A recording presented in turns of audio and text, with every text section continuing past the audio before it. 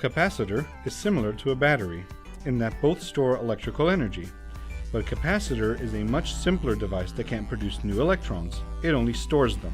However, capacitors can do things a battery can't, as we will show here. For the purposes of this animation, we'll focus on different parts of the current propagating through the wires at different times. When we close the switch, electricity immediately runs throughout the circuit. Although the convention is to think of electrical current as moving from positive to negative, electrons actually move from negative to positive, as we represent here with yellow particles. As you can see, the battery is not much good at powering this motor to lift this weight, because it discharges gradually, much more slowly than would a capacitor with the same charge. Here we'll learn why a capacitor is much better suited to such a task than a battery. Like a battery, a capacitor has two terminals, positive and negative. Inside the capacitor, the terminals connect to two metal plates separated by an insulator that keeps the plates from touching each other and allows them to hold opposite charges, maintaining an electric field.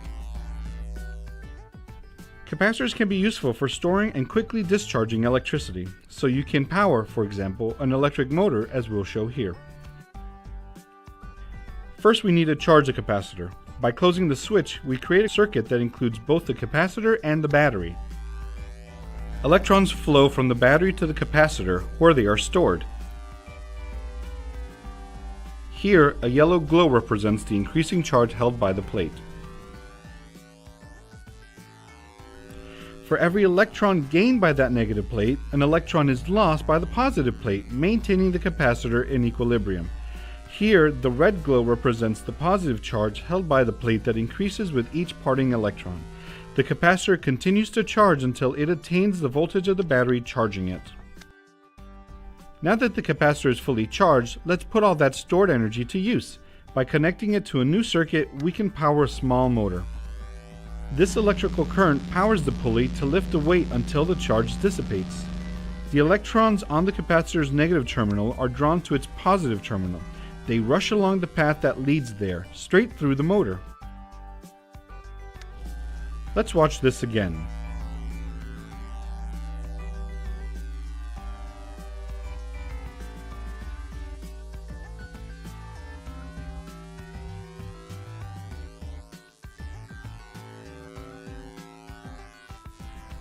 Even though the battery and the capacitor attempted this task with the same amount of charge, only the capacitor successfully powers the motor lifting the weight, because it discharges much more quickly. This feature makes capacitors useful for powering things that need a quick surge of energy, such as flash bulbs and cameras, and starter motors and audio